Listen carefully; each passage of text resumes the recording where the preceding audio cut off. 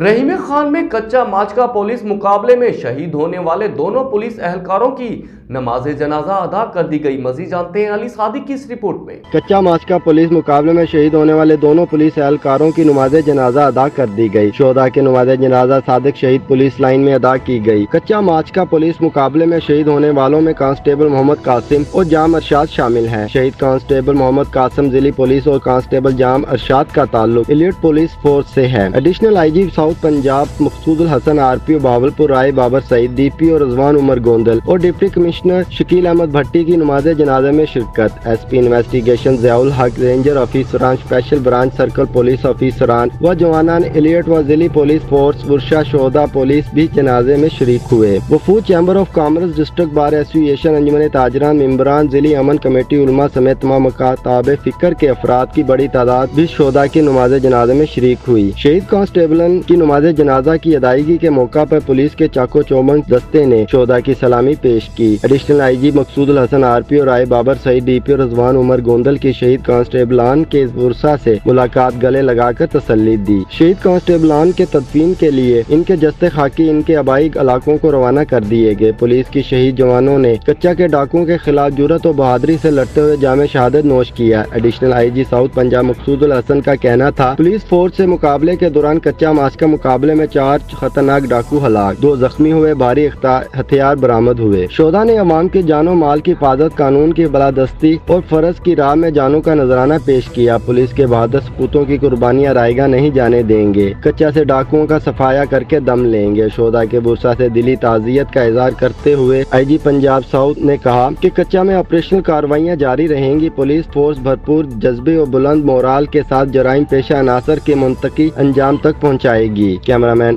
فہیم علی کے ساتھ علی صادق، راز نیوز، رحیم یار خان۔